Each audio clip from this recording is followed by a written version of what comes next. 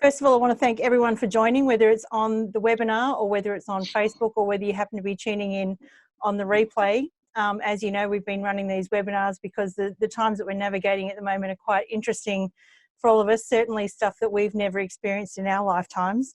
So just a reminder from Elite Agent. So we've set up a page for you all. It's eliteagent.com/COVID-19 for all of these resources. So all the webinar replays. We're putting these out on our podcast now as well, so that if you're a podcast listener, you can listen in. All the stories, updates, everything like that. At the moment, Cass is madly typing something about the wage relief right now. So we've just kind of tried to get our heads around that one. This thing just changes over and over again. If you're a pro member for Elite Agent, I've been posting news and updates and things like that in the pro member group. And when I get to it, also in Humans of Real Estate. So we've got 2 Facebook groups that we're updating constantly. And now at the moment, so we're extending our coverage to suppliers as well. So there's a button on there for industry suppliers that are doing good things. And I think there's a few stories that are coming in there on virtual tours and things like that this morning. Upcoming webinars, just to let you know, tomorrow we have the eyes, what I call the eyes, so the REIs. We'll have Leah Calnan, Damien Collins and Leanne Pilkington talking about their views and some of the issues surrounding rent relief and property management and all that sort of thing. So that's exciting. And on Thursday, we've got John Cunningham and Michael Sheargold. So make sure that you get onto that eliteagent.com/COVID-19 for all resources, information, experts like these 2 guys. So a couple of other points of admin. The exits are on the right, and the this is virtual. Yeah. So if you've got any questions for either Matt Lahood or for Claudio and Encina, you can pop them into the chat box if you're on the webinar, and you can pop them into the comments on Facebook. Mark over here, wave Mark. We can't show you his face on TV right now, but he'll be monitoring all the questions, and we'll get to those at the end after we've had a bit of a general chat with Matt and Claudio about how they're travelling. So as I said before, these are 2 faces you should all recognise from the magazine. Number 1, the best hair in real estate. Yeah. Claudio, Osher, Lunsberg, Encina. Thank you. Thanks for having me, Sam. who's our regular Ask the Coach and regular schnitty partner of Mark and I, when we're allowed to go back over the road again, which might not be for a while. Absolutely. Homemade one, Sam. Homemade now. Exactly. You have to join us, Maddie. That's a very nice thing to make across the road. Yeah, absolutely. And in the bottom box, we've got someone who looks way better with way less effort, Matt Lahood.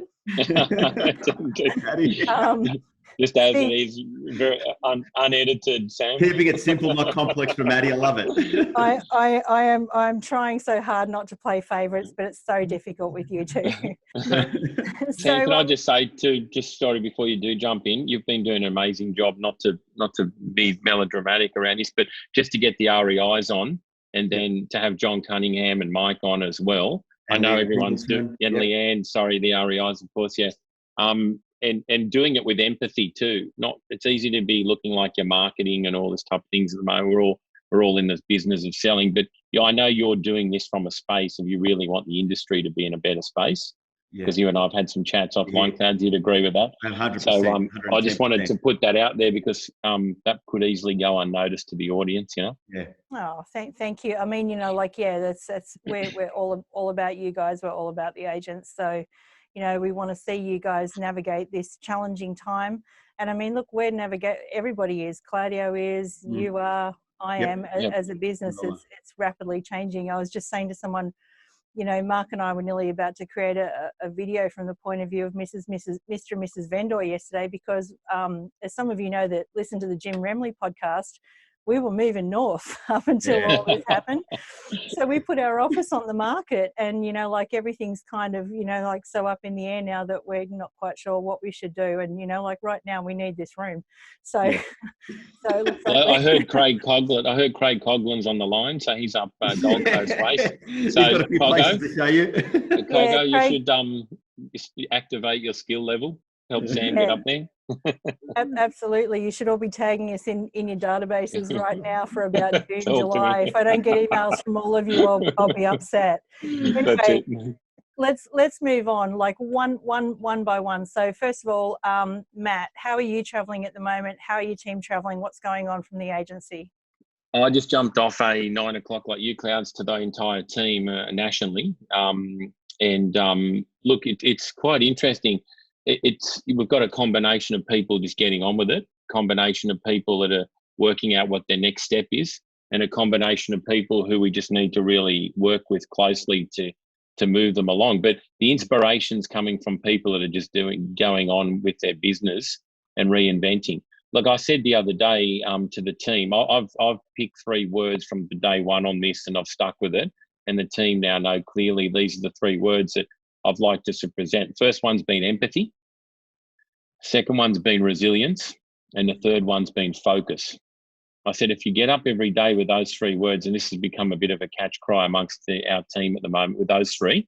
So the agency team I'm talking about internally, we're talking resilience, focus, and empathy.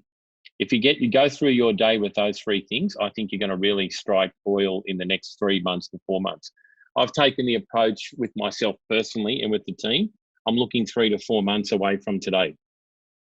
I'm seeing it like I said to the team this morning, let's look at it like if you were preparing for a marathon, or you were preparing for an HSC, or you're preparing for, the date is in 3 to 4 months from now. What are we going to do in preparation from today for that 3 or 4 months? So if we can all focus today on, I'm studying for an exam, the exam date's in 90 days from now. I'm running a marathon in 90 days. I'm, wanting to lose 20 kilos in 90 days, whatever it is. And you just say, right, here's what I need to do to come out of this in 90 days with a result. And that's how I've been personally focused for our team and the company and for everybody else. Because we all know this too shall pass, right? To coin a Deepak Chopra phrase. It's going to go, but we've got to have a plan. We've got to stay focused. We've got to keep our ideal week going. And that's how we're going. We're just taking it day by day like everybody else. I think the stimulus that came out yesterday, I can feel people, the sort of black clouds just all of a sudden lifted in the last and optimism 24 hours. You found that, Clouds? Absolutely. Yeah. Sam, what have you been finding? Same? Yeah, same thing. I mean, like we're sort of, bouncing across the headlines overall, but I think, like with some wage relief there, that's going to put some property managers' minds at ease at least, Yes, because there absolutely. is something there I mean, it's part of the issue. It's not the whole issue, but it's part of it. Yeah. Yeah. So I think one big thing that gets missed in these times is empathy. We're all just trying to do what we're going to do and everything. But I've said, let's look at a wider picture. You've got clients that have got kids, that have got older parents, they're losing their jobs. I've heard my son's been coming home telling me 3 of his mates lost their job and their mums and dads all at the same time. And I've been saying to him, well, what can you do today to help those people? That's it. You're in a job, you're working, you've got everything you need. What can you do? So we're getting our inspiration off other people and helping them move forward where we can in our own family, but more so from the company's perspective. I think it's a real focus to be resilient yourself. We know it's going to pass. Yep. We know it. There seems to be another drop this morning, I'm hearing as well. I don't know if that's nationally, but I just saw a drop in the ratio of new infections. cases. Yep. Did you see that too? I've just seen. Yeah, I've heard the same thing, Matty. Yep. So again, all these little triggers, we've got to hang on to them as real like positives. Yeah. And one day at a time. Yeah. Absolutely. And it's funny, the training analogy that you use, like the running a marathon thing, it's funny because normally in real estate, every day is game day, and it's really hard to sort of take time out for a bit of training and stuff like that. So, in some ways, I've seen people doing things lately that you would never normally see. And, and some of it is not a bad thing. I think, like if we all keep up the hand sanitizer when this is over, that won't be a bad thing. No. Absolutely. Cleaning your hands, washing yourself. Absolutely. Exactly. All right. So Claudio, what are you seeing and feeling from your clients? Yeah, pretty much what like Maddie was saying. From a lot of my clients that I'm seeing out there is probably that there's 3 types of agents that I'm seeing out there. And, I break it down like there's a fear-focused agent right now that's, very emotional, very overwhelmed with everything that's been happening over the past few weeks. And they're a little bit sort of like consumed by the media right now. So they're very fear focused. Then I've got these guys that are sort of sitting in the middle, and they're like, I call them the unfocused agents. They're more like head in the sand, playing the waiting game. I'm not sure what's the next step I should be doing. Do I call past clients or don't I? Do I do something in the community or don't I? Or do I just sit and wait, right? And then for me, it's like you got this other group, which is like I call more the strategy focused agents that are literally saying, how can I get involved in the community? How can I see opportunity right now? Now's a great time, like what Maddie's saying, is get my game plan happening for the next, 30 or 60 days that's going to be coming up. And how can I still offer and serve at my highest level in the marketplace? So you got some guys that are doing that. And let's be honest, right, Matt? I know your office is doing it, and I know some of my clients are doing it. They're still transacting, selling over the weekend. There's still buyers that want to buy, and there's still people that need to sell. So I think it's pretty simple. Either you can live in the mess, or you can live above the problem. And that's just a choice. And it's a thing you've got to look at. And there are some agents who are fear focused who are living in the mess right now, and those unfocused agents as well. And I think if you choose to be above the problem, but also serve at your highest level to your community, I think that's what people are looking for. People who buyers and sellers today are looking for the agent that can give them direction, not who's getting caught up in the distraction. Yeah. And confidence, absolutely. Clouds, when you're selling something, you got to show confidence, absolutely. Not false confidence. You got to show empathy. Yep. We had a bit of an aha moment this morning, and I just rolled around last night in bed, and I thought, thinking about what I was going to talk to my team about this morning, and obviously here as well, and share. And I said to the entire team this morning, I got a lot of text back. I said, what if you approach this real estate business we're in right now like it was day one in real estate? So imagine if Clouds, imagine if you and I and Sam we were hired before COVID-19, and 100%. They said start on March 1. That's your first day in real estate. Yeah. Now, when I said this, I got a lot of emails coming through, people going like, "Wow," because we didn't think of this. Now, how would you sell real estate? Well, this is what you have to do. You need sanitizer. You got to do one-on-one appointments. There's a set of keys on the board. You're not allowed to do auctions for a moment. We'll do them later. We'll coach you on those. And you don't know any better. You don't know any better. There's a key. There's a whole lot of keys, and there's a whole lot of properties with for sale on them. All you need to do is qualify people hard. You've got to distance them at opens. If you imagine if you were trained like that from day one and you didn't know any different. Yep. And what we all have to be careful, and all your audience, Sam, have to be really careful of. We don't become redundant, because the people that have gone and have done this. Imagine if we were trained, and the old cats don't want to change and say, "This is no, we wouldn't do this. We're waiting. We're going to wait for the options to come back." Yeah. You're waiting. It could be 60, 90, 120 days, and most agents are on commission only. Yes. I'd be adapting immediately to the new rules. So I want everybody to think online that's watching now. Imagine if it was your very first day in real estate. You wouldn't know any different in 6 months' time if that was the way you were trained, right? Correct. Or if you landed on Earth from space today and you said, that's how we sell real estate, you've got to have a bottle of hand sanitizer, distance yourself. There's no open homes. They go, okay, that's just normal. And that's the way you got to buy. Imagine the buyers were trained that way because they didn't know. Someone coming onto the market now as a buyer, buying their first property, would not know any different to the process than how we've done it previously. Great perspective to put it to. Absolutely. Love that. I think that's a wonderful perspective, because, like sometimes, we forget that it's always day one in any business. Like, we get so used to, like what we feel like normal is, that, even if we weren't experiencing a crisis, that's really good advice. Like, it's always day one in real estate. Yeah, look, Sam, it's easy to kick stones down the road and bitch and squeal and say, oh, this is how we used to do it. Well, have a guess what, guys? We're not doing it that way anymore. And if you don't adapt, the new person coming in that's sharper, faster, smarter, wants to maneuver, wants to get on with it, is going to run over all of us on this screen, right? Yep. And we don't want that to happen to your listeners. We don't want it to happen to our teams and your clients' Clouds and my team. Yep. We want everybody to stay real.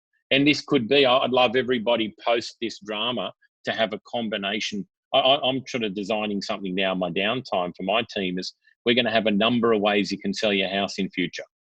We can sell a buy appointment with, auction date in the future with, no inspections, buy appointment only, qualified buy, whatever way we're doing, we'll have a number of ways But I think, Maddie, what you said is absolutely 100%. It's like, this is a time where everybody needs to reinvent themselves.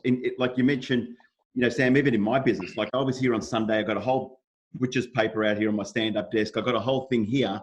And even for my clients, to make them feel that, hey, we're in this together. It's like, how can I protect my clients? How can I care for them and also lead them through this together? I want us to walk out of this together. Like, I can't, if I'm not relevant and, like you say, pivot to what today, forget it. You're just going to become irrelevant.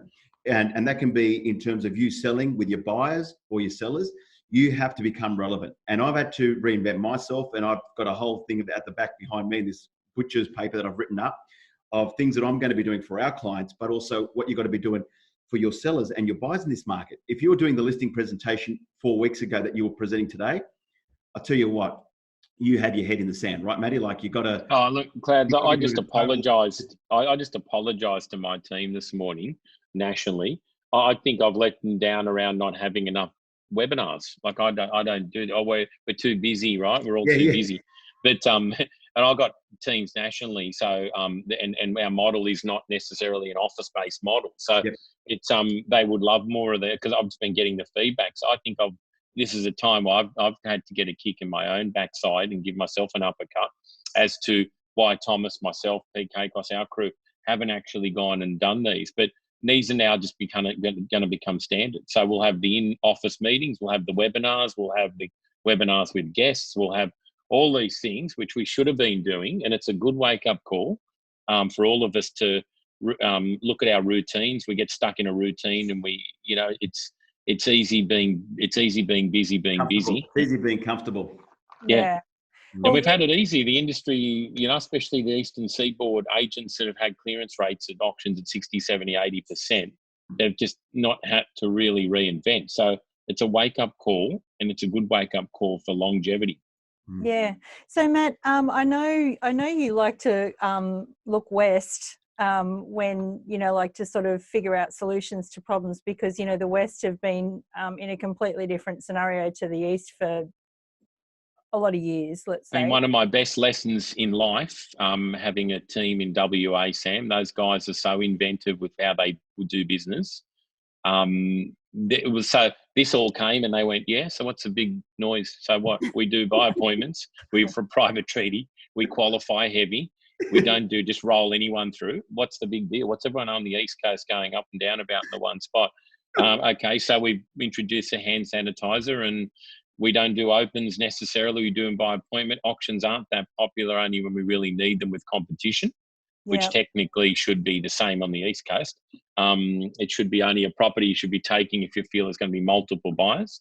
Shouldn't just be a one blanket scenario. But even though the last 3 years I've been involved with the WA team, just how resourceful they are. They've had the flattest real estate market in 5 years. Okay, and they've really used their resources. They don't, they haven't got all the flashy hanging on things that the East Coast agents have. They know how to, a downturn's been a downturn. But I tell you what, when the boom happens again, and it will over there, I'm going to be shouting very loud for the teams over there, because they deserve everything they get, because they've been able to survive and really go hard with what they've got in the climate. It's a great eye opener. I've been talking about the crew to the East Coast for the last 3 years since I've been involved with them. Yeah. So let's talk about online auctions, or like online bidding, or, like different things like that, because I think this Saturday gone and this Saturday coming was supposed to be the 2 super Saturdays of autumn. So I imagine that there are a lot of agents on the phone a lot last week trying to either reschedule or, push them out, or like trying to convert them into an online format. This is a question for both of you. What sort of dialogue were your agents using to get them to get vendors to feel comfortable with either continuing on to market or to feel comfortable with pushing it out? Clouds, you want to go? Yeah, look, I think part of the thing that I've said to my clients, Sam, is saying to them, like, identify what are your top 3 dangers for a seller right now. Okay. So one of them is certainty, which is it the right time to be selling right now in this sort of market environment we're in. Number two is safety. And number three is they want to feel comfortable with the process. So I think in terms of the online auctions, do they feel safe and comfortable about doing an online auction when all they've heard before is like on-site auctions, etc. So I think if you're able to build some sort of in terms of dialogue, in terms of a framework, I know with some of my clients, what they've actually been doing is saying, look, we've got an online auction. It's no different to having an on-site auction. All we're doing is today, we're providing safety for not just you, because you're our number one priority, but also the buyer. So they can feel comfortable in an environment, not coming out and, where we've got these rules where, it's either one-on-one, etc. They can make a bid basically from, the comfort of their lounge room, and you'll be able to see the bid quite well. So it's all transparent and quite open, etc. else. So no different from you being there, but rather than actually just being on an online, and we're still going to be able to create that competition and create that urgency for buyers to make decisions, especially more so than ever, because, right now you need to make decisions quickly and decisively from a buyer point of view and a seller. But in terms of the online, I think you just got to make the seller feel safe, because I always think if you start to identify what are some of the dangers that they have as a seller, and you can start to identify that, and then you can be able to come with a solution, there is no reason why they would feel comfortable in going into that process. So the process is either feeling comfortable around private treaty or going online. So in terms of the dialogue, I think very much like nothing has changed. It's just we've got a digital platform today. That's all there. Yeah, you can still sell, you can still move, you can still do all those things. Absolutely. What about you, Matt? Do you have any thoughts on that? Look, I've got to say, we were probably caught short around that space. It's not something was really focused on until we needed to. And I congratulate the people that have developed all the online auctions, because they've been pushing them out there. So we had to really quickly understand it ourselves. And sometimes when the leaders, don't embrace it, it doesn't really get embraced down line. So, again, another uppercut for us. But in saying that, we quickly mobilised, got involved, understood the process on it. And we're then able to say, we came up with dialogue really very simply. Just ask the vendor, what do you want to do? Do you want a price? Do you want to put a price on it? Do you want to delay it? Do you want to withdraw it?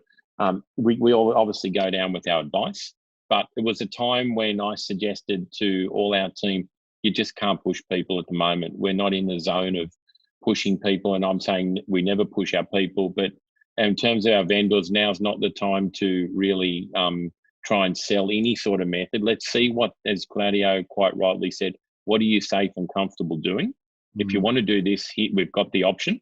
It's a bit like, I like to always sell. I've always sold all my life around it's, real estate's like a smorgasbord. We can do it all. You can have hot, cold, dessert, whatever you want, or you can just go in and have hot, or you can take cold. So I think real estate is no different in this process. We've just got another method, which now gives us the right around what the government's imposed to get the same outcome. And we've done a few of them. We sold one for 1.5 million the other night, which was exciting. Just watching it all unfold.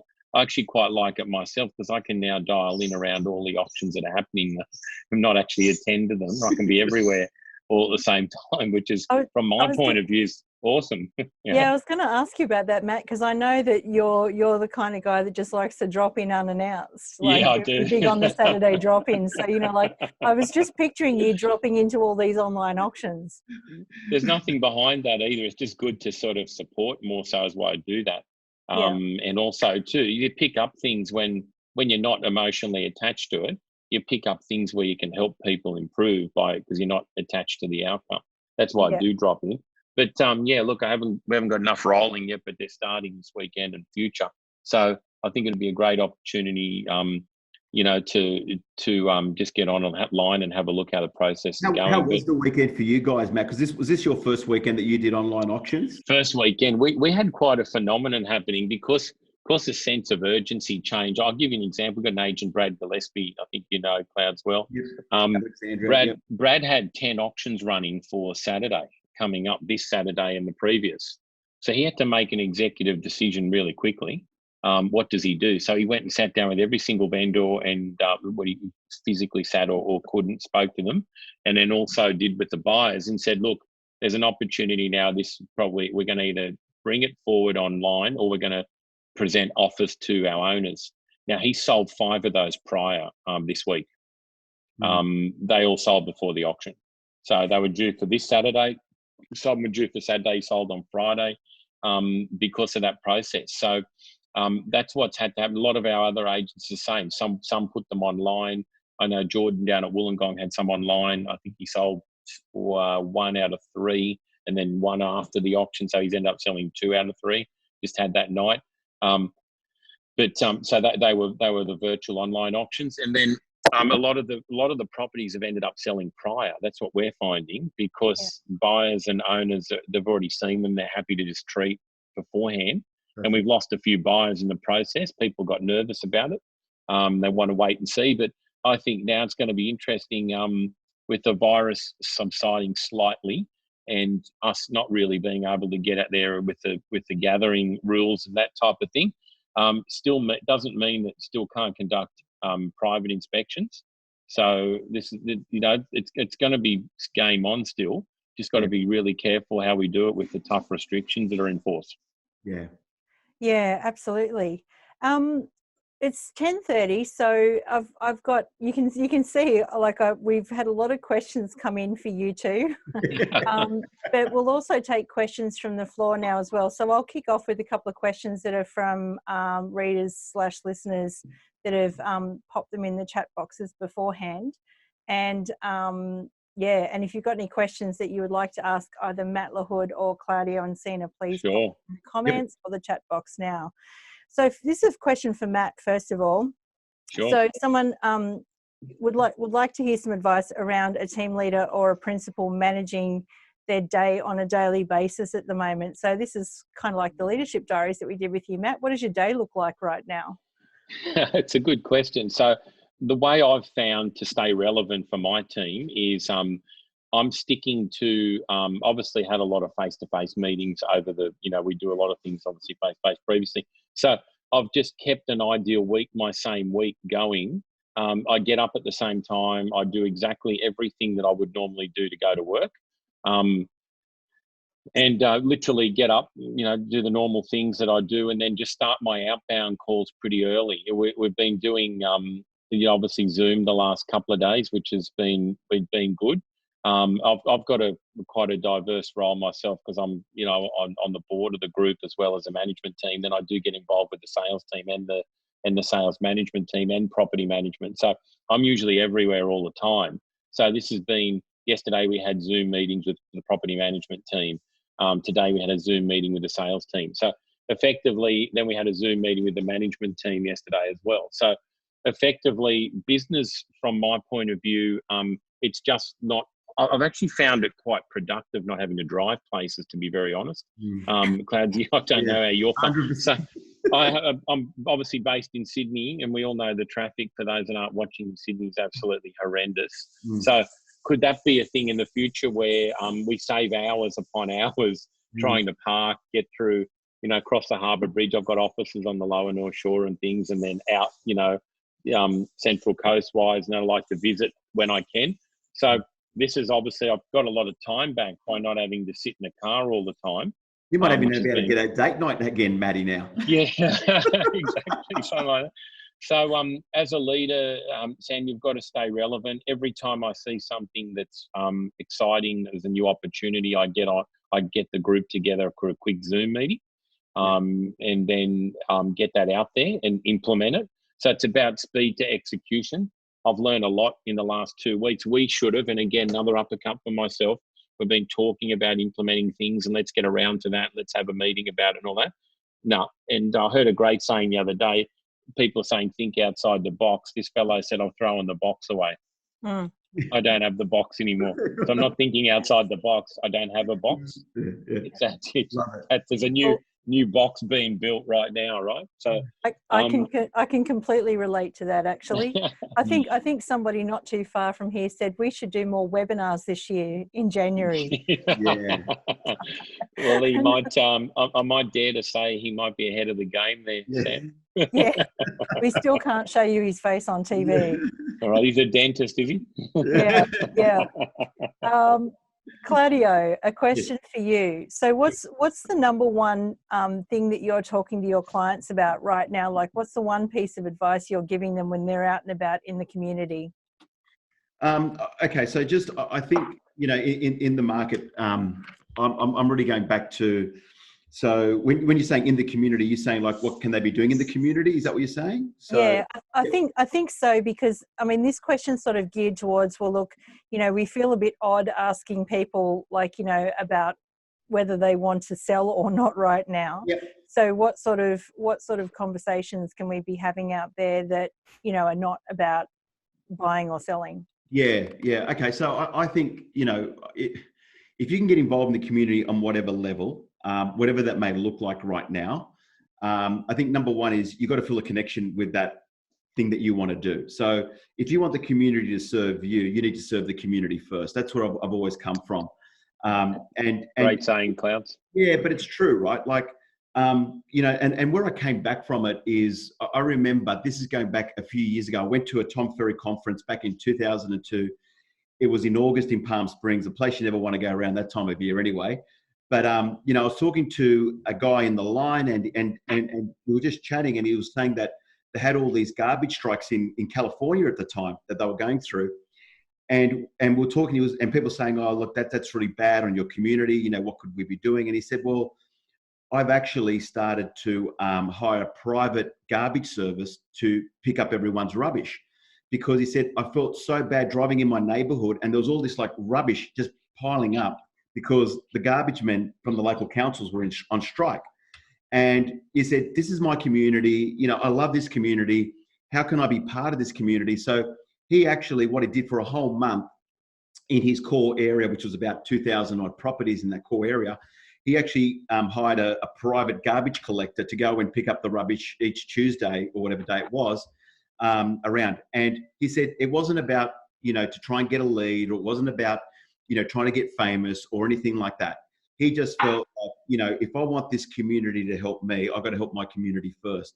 Yeah. And, you know, when you do things great in your community, whatever that may look like, I think, you know, you've got to come from that place where you really want to, you know, do something for them, and, you know, not think about like, what am I going to get in return from it? Am I going to get a lead, or am I going to get a referral? I think, you know, when you do something good, eventually the word gets out anyway, right? So people...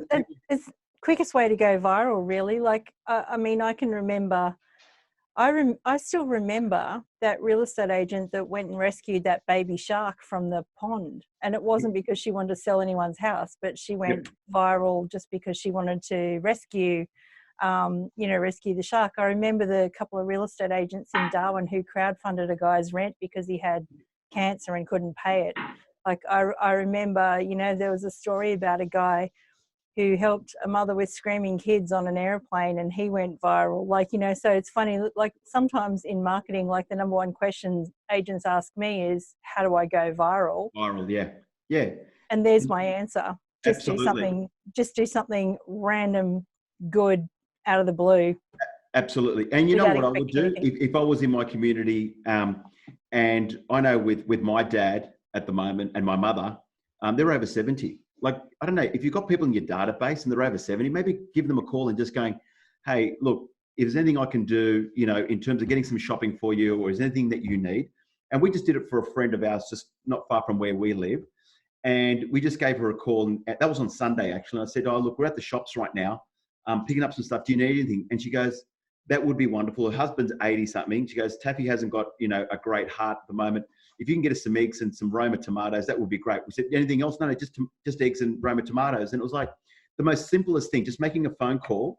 And, you know, and she was quite nervous because she doesn't know where we've been. She said, can you just leave it, you know, in the front of the door, and I'll pick it up once you leave, you know, because they're quite elderly, and they're afraid of their health and not contracting, you know, corona or whatever else. But maybe it's like all your clients, your past clients, right? Past market appraisals, people in your database, anniversary calls, anyone who's over 70, just ring up and just going, hey, look, I know that it's pretty hard for you guys. The government doesn't want you guys out there. If you need anything, I'm going to the supermarket this afternoon before going home. Can I pick anything up for you? It's a simple Yeah. phone call to make, you know? Actually, Sam, that was a question that has just come in, actually. We live in a retirement location with an ageing demographic. How are you handling vendors that are scared of private inspections? And obviously, we don't want to put them at risk either. At the moment, we're just trying to maintain relationships till this pass. So I think some of the clues were just in there. So just give them a call on the telephone or Yep. Zoom. You know, I don't know. Just checking in. That's all you got to say. Just checking in. Yeah. And then maybe offer to leave the groceries on the front doorstep or something like that. Yeah. Wear gloves and hand sanitizer, and yeah. Sam, I've got a generic text I'm happy to share, which we're sending out. But what I just wanted to say too before is that, look, with clients, you've got to let them make the decision. Retirement home's always a difficult one. Just let them know you're there when they're ready. You're going to be there. So here's one subject: are you okay? I just called it, hi Luke, right? How have you been? I just wanted to check in from a real estate perspective. Sorry, not from a real estate perspective, but to see how you're coping with everything that's happening at the moment. Whilst I'm taking the current situation extremely serious, some clients who are more vulnerable or who are in quarantine need help. I wanted to reach out to lend a hand if you're in need of anything. Stay healthy. Regards, Matt Lahood. So there's a simple way of doing it. One text of not from a real estate perspective. The other thing is sharing too is the focus around just in terms of what we can do with the current clients on the market. And how do you? It could be your day should be taking up trying to WhatsApp, Zoom, FaceTime them. That's your daily call. There's no reason why you couldn't schedule a daily WhatsApp, or if it's not a face-to-face, it's a phone call. You should just be talking to your vendors that are on the market and telling them, look, about the stimulus that happened yesterday. There's a lot of positivity that's come back. Everybody on this webinar now could hang up from this webinar, get onto their clients and say, hey, I just popped off a webinar. I've heard from some of the real estate crew around Australia that there are sales happening. I've been buoyed by the fact that an agent sold 5 properties last week, 2 yesterday. And I'm buoyed by the fact that there's confidence after the stimulus. Just wanted to check in, let you know I'm here, and we'll be talking. When there's reasons to make calls without sounding cheesy, and just adding value. Absolutely. Yeah, well, that's my strategy for agents: is become a reporter, become like us, be the reporter on your local area. Absolutely. So that people look to you for advice and information.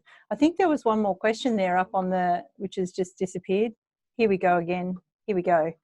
Do you think agents will now embrace the opportunities that digital content, augmented reality, and other tech-based tools can do to enhance their businesses? So I might give that one to Claudio first. Yeah, absolutely. I think the main thing with all these new tools that we can be using on a tech space at the moment, I think a lot of people are reinventing themselves a big time. I think, with some of these tools and technology that we have and platforms that we have available, and the biggest thing I think where we were all comfortable before. We're all like, oh, this is the norm, this is how we do it. And, we just basically had our head in the sand. And now I'm actually seeing where, all these new platforms from Zoom, I know you guys are doing it, Maddie, you're doing virtual appraisal, you're doing virtual appraisal. You don't even have to go to someone's house to do an appraisal today. You can connect with your clients with WhatsApp, whatever it may be. You've got digital proposals that you can send out if you need to send out a digital proposal. So there are so many things that we should be embracing today that we can become much more effective and much more efficient, which allows us to, like what Matt said, gives us more time. That could give us more time, maybe spend with our families, maybe, than the old traditional ways that we were looking at it. And I think we were only looking at that point because we were coming from a place of fear. And that fear was, oh, we don't like change and we're just going to continue to do it the way. But now we've actually been pushed on a level to do virtual walkthroughs, right? Yeah. All our marketing has to be at its highest level. Like, your floor plans need to be virtual. You've got to be doing virtual tours. You want to be set up digitally today where, some agencies are still don't understand they don't have DocuSign. If we're not embracing this stuff, you will be left behind. And that's the reality. So I think this will be definitely like going from 2.0 to 3.0 is the way to go right now, you know? Yeah. So basically all the things that we thought were optional and would never take off are now not optional and have absolutely taken off. Yeah. Like non-negotiables. Yeah. Matt, Sam, what are your thoughts? I think, look, my favourite saying for a long time is don't let perfect get in the way of good. I think not all these systems, you know, and all the technology is quite there yet in every aspect, but I just want to remind everybody too, it is a people business too. I think a lot of people have got this view, they're looking for that piece of technology that can help them list and sell 4 or 5 more properties a month without actually doing what is actually, you know, hand-to-hand combat, body contact sport that we're in. I don't think that'll ever be the way personally in terms of rentals or sales. There's always needs to be that human intervention. So look, the technology is good. I think you've got to be careful with it. I've seen people try and absorb it all and then get caught up in trying to say, hang on a minute, let me use this app to do that and this, you know, thing. And they've got 15 different logins before they get through to the human on the other side. And they're trying to, this can do that, that can do this. Sometimes it can actually make it harder to do business. I think pick the 3 things that you think you're comfortable with that can add value to your lifestyle and run with them. If it's Zoom meetings, if it's DocuSign, if it's there's always 2 or 3 clear winners. But I mean, honestly, since we started our business 3 years ago, I've had every person in tech space every single day ringing me, telling me they've got the greatest tech and they've got this and they've got that CRM and this does that. And you know, if I spent my days in the last 3 years just interviewing everyone, I'd be probably not here today. But the thing is, you just got to pick. There's a whole plethora of things. It's like going to the supermarket and knowing which brands you want to go and what you want to just walk in and take them straight off the shelf and leave, rather than looking at every label on each one and spending, you know what I mean? That's a lot of that's where the tech is. There's going to be a couple of things that sort of start to single themselves out in the next couple of months around the real estate space. And I think just look for the things that can create immediate, like leverage, huge leverage quickly and make it easy. And don't go to a lot of cost. Cost as a killer in this business is you can have all these things taking money out every month and you're only using 1 or 2 of them. It's like having Stan, Netflix, Apple TV and all of them and not watching any of them. Do you know what I mean? Pick the one you want to watch and use it. Or guilty. Absolutely. Yeah, you can definitely have. I mean, that's the thing too. Is like I like to try things, but you know, like also put a reminder in your calendar for when the renewal date is, so that if it'll pop up, and then if you're not using it, then you can do something about it rather than letting it go on for like 20 months or something like that. I've got one more question here for Matt. If there are any more questions from the floor before we wrap up, please get them on through. Sure. Okay, Matt.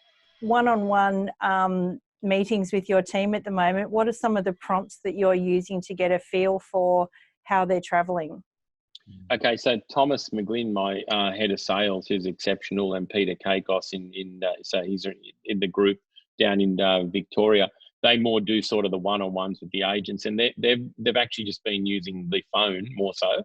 And in the cases where so they've been ringing all the agents, just checking in effectively. I've also had our HR team leader as well ringing in, just checking in from a mental perspective and providing a summary of every sort of person that she's spoken to me on a daily basis, which has been an exceptional idea from her, which I commend her for doing. She just decided that was what she was going to do. See, people step up in these times, Sam. Head of HR just decided, you know what, I'm going to ring everybody and I'm going to clock in, see how they are, if they need anything. Put it in a spreadsheet and send it over to the management team. Little things like that, and that helps me get a high level helicopter view of how people are feeling and what things we need to put in. In terms of the one-on-ones, like deal support, all that type of stuff. Yep, FaceTime or Zoom, phone calls. Nothing out of the box in terms. Obviously, face-to-face is hard at the moment, but we're on face-to-face now, and it's virtually no different to sitting with you, Clouds. The only difference is you're not shouting me a coffee, right? So and we might get a virtual coffee. Days, mate. It's a takeaway coffee these days, and vice versa. So we've still got the coffee here, actually. I saw something really funny the other day. There was all these people that was on LinkedIn or one of them. I think it was on LinkedIn. There was about 15 people on a computer, and there was a glass of beer on the keyboard, and it said Friday night drinks. Well, I yeah, mean, we're just a doing bit of that with fun, our isn't it? yeah, we're doing that with our pro members on Friday. We're calling it the Friday Wind Down. Oh, Ooh, there you go. there we Okay, go. so Nice. Nice. WINE. I mean, I But got to say, imagine the police out there in all the states at the moment. There would be the safest road conditions at the moment. Yeah. Imagine doing Friday night drinks and staying at home. The police That's would right. There's love no to one make driving. that. well, yeah, well, We'd all have 12 points. they're all the positives that come out of this. You know, no crime, no driving. You know, there's hardly any road incidents right now that we see on the news. Yeah. Pollution's down. Like, you know, I don't know if the US trying to send us a message, but I've got a couple more questions actually to go Sure. before we wrap this up. So, so one is, Matt, what are you forecasting for the next 6 months? In terms of in terms of market conditions, or just generally the real estate industry? Thanks. Let's talk the real estate industry broadly. I'm forecasting people are going to really look at their overheads. You see things that they've had to go without in the last month. Do they really need them in the next 3 months? That's what I actually would be advising, first of all. Do they really need the encumbrances over their businesses that they need? And I'm not talking staff, I'm talking other unessential items that they don't think they may need now. Could be cars, could be offices, could be a whole lot of things, right? So I think we're going to see a different space in the industry come out of this. Second thing is I really think those that choose to focus on what's going to be possible in the next 90 days are going to have some of the best selling periods of their entire real estate career. And I'm not sugarcoating anything, because I can tell. I've got clients myself that are calling me now going, Matt, what should I do? Should I wait now, go for spring, go for this, go? And what do we do? I've got private clients of mine personally that I look after that have said to me, will I just list now, and if you got anyone run through there? I've got a house for $6 million. A client rang me up the other day, and I've just taken one of my colleagues down just before we were in sort of partial lockdown. They just said, here's the keys, go list it. If you've got anyone in this period, sell it. There's a lot of that property on the market coming on. So the thing is, we've got to stay in the game. That's the thing. The next 3 months, I personally do see some of the best real estate conditions coming out of the next 3 months, because there's going to be a lot of people, and not necessarily that have lost their jobs or that type of thing. They're going to think about, hang on a minute, I nearly lost my job, or what can I do in my life to have my life set up in case something like this ever happens again? That's going to cause change. That'll cause people to move, downscale, upscale. It might mean people go and buy bigger properties because they want to have families living together in case this happens again, right? I know, like you, Clouds, I got my dad who's 80. I think we would need a virus to kill us if we lived together. But, so I don't think that's going to happen necessarily. But he was talking about, if I have to move in, of course I'd have him in a heartbeat. But the thing is, I've been visiting him daily, just driving past and getting him to come out of the garage, not even going near him to see if you need anything, and he doesn't need anything. But there's so many things real estate's going to change that like this. But 90 days, 120 days, I think are going to be very exciting times for those that are focused. Big time. And can I just add on that, Matt and Sam, just where it's going to be? Because our emotions have been so down in the last 2 to 3 weeks, right? The slightest bit of optimism and hope that we get at the moment is like giving us like this new refreshment of energy going, like even just hearing the new cases are dropping, we're going, oh, that sounds good. Like we're starting to get maybe this thing under control for a moment. Just imagine once people start going, hey, you're allowed to go back out again, right? You're allowed to go back, hang on the beach if you want to hang on the beach. The cafes are open, the restaurants. Can you just feel the positivity of people coming out? So that level of positiveness, and then there'll be, when we start moving again and the economy starts to move and people are hiring back again, there's going to be this level of positivity that people are going to be coming out. And I just think, what you're saying, Matt, is it's like it's going to go up. Personally, that's the way I see it as well. Is positivity builds positivity. If you Google some of the posts, and this is what I've been doing, just Googling history, some of the historical things. When the war was ended, and you remember everyone's ever seen that guy skipping down the street with his hat and total well dressed up. That's where I think it's going to be. Yeah, that's right, George Street in the city. I think that's the feeling, and people are going to come out of this. So for sorry. I was going to say, well, you know what came after that? After that came the baby boom. The post-war boom. So what people are saying now is that with all this isolation, we're going to have a baby boom. and they're not going to be called it's not going to be called baby boomers Mark II. They're going to be called the Coronians. The Corona. So the Coronials. So people will be looking to, there'll be another baby boom prediction. So Sam, if that's the case, what does that tell you? People will be upgrading, yeah? Yeah. They'll be moving out of their 1 bedrooms, 2 bedrooms, and looking for, if that's the case. But let's look at this more realistically. What are we doing from a mental health perspective? All your loyal followers, Sam, on here. What are we doing? I think reach out to. There's a gap that's been missed. If there's a problem and you're feeling flat and you can't get yourself out of a mental cul-de-sac at the moment, you've got to reach out to people that are smarter than you around this space. Because if you can just stay in this game for the next 90 days, and none of us have a gold watch. Sorry, a gold. What was I? A silver ball. I meant. A crystal ball. Sorry, to understand what's happening and what will happen. But nobody's an expert on this at all whatsoever. But what we are, we're looking at history, 1, and 2. We're talking like real. Let's be real about this. Nobody's going to stay locked down. That's not going to happen forever. When they come out, they're still going to want to go back and do what they all did. That might be the case. It might be in a different version of how things are done for the first 6 months.